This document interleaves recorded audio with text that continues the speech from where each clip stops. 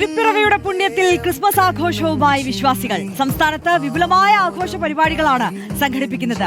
ദേവാലയങ്ങൾ കേന്ദ്രീകരിച്ച് പ്രത്യേക പ്രാർത്ഥനകളും നടക്കുന്നുണ്ട്.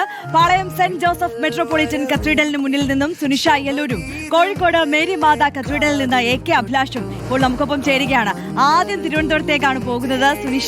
സുനിഷയിലേക്ക് പോകുന്നു. Sunisha, happy Christmas.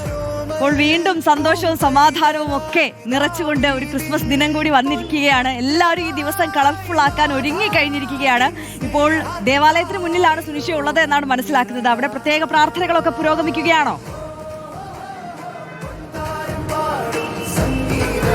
ആദ്യം തന്നെ രണ്ടുപേർക്കും മെരി ക്രിസ്മസ് ഏകയാണ്. ഈ പറഞ്ഞതുപോലെ തന്നെ സമാധാനത്തിന്റെയും സന്തോഷത്തിന്റെയും ഒക്കെ ക്രിസ്മസ് ആഘോഷത്തിലേക്ക് നമ്മൾ കടന്നു കഴിഞ്ഞു. തലസ്ഥാന നഗരം കഴിഞ്ഞ ദിവസം മുതൽ തന്നെ എത്തിയിരുന്നു. ഇപ്പോൾ പള്ളികളിലെ പ്രത്യേക പ്രാർത്ഥന, പാതിരാ കുർബാനയൊക്കെ ആയതോടുകൂടി ഈ തിരുപ്പിറവി ആഘോഷങ്ങൾക്ക് തുടക്കമായി എന്നത് തന്നെയാണ്. ഏതായാലും വലിയ തിരക്ക് കഴിഞ്ഞ ദിവസമൊക്കെ പള്ളിയിൽ കാണാമായിരുന്നു. ഇന്നും പ്രത്യേക പ്രാർത്ഥനകളൊക്കെ ഉണ്ട്. ക്രിസ്മസ് ദിവ്യബലി അടക്കമുള്ള ചടങ്ങുകൾ ഏതായാലും പള്ളിയിൽ ഇന്ന് നടക്കാനുണ്ട് എന്നുള്ളത് തന്നെയാണ്. ഞാനിപ്പോൾ ഉള്ളത് പാളയം പള്ളിയിൽ.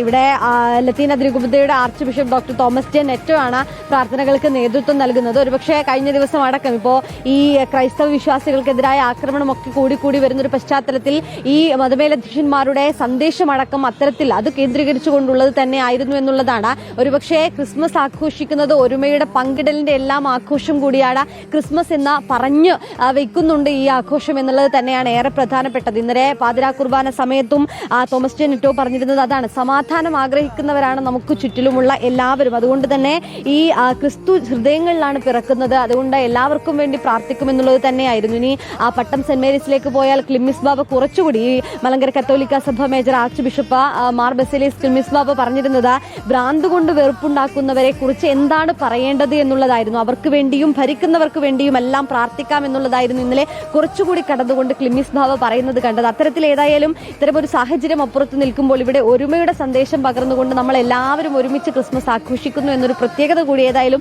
കേരളത്തെ സംബന്ധിച്ചോളം ഉണ്ട് എന്നുള്ളത് തന്നെയാണ്. ഏതായാലും ആഘോഷത്തിലേക്ക് കടന്നു കഴിഞ്ഞിട്ടുണ്ട്.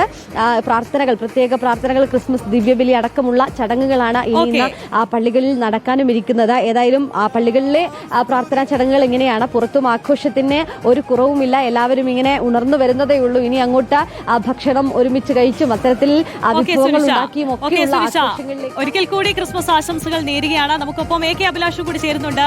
AK അഭിലാഷ് കോഴിക്കോട് മേരിമാത കത്തീഡ്രലിൽ നിന്നുമാണ് ചേരുന്നത്. Abhilash, very good morning, happy Christmas. ആദ്യം തന്നെ ആശംസകൾ നേരുകയാണ്. ഇന്നലെ തന്നെ നമ്മൾ കണ്ടു പാതിരാ കുർബാനയിൽ തന്നെ എത്രത്തോളം ആഘോഷമായിരുന്നു, കളർഫുൾ ആയിരുന്നു ആഘോഷം എന്നൊക്കെ. ഇന്ന് കത്തീഡ്രലിൽ എന്തൊക്കെയാണ് രാവിലത്തെ പ്രാർത്ഥനാ ചടങ്ങുകൾ, ക്രിസ്മസ് ഒരുക്കങ്ങളൊക്കെ എന്തൊക്കെയാണ്?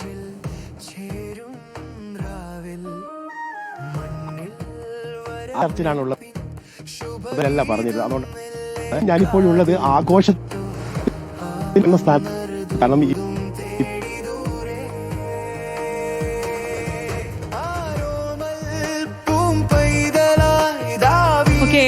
കോഴിക്കോടും ആഘോഷം ഇങ്ങനെ കളറാവുകയാണ്. ഇന്ന് പള്ളികളിൽ പ്രത്യേക പ്രാർത്ഥനകളും ഒക്കെയാണ്. ക്രിസ്മസ് വിഭവങ്ങളൊക്കെ ഒരുക്കുന്ന തിരക്കിലാണ്.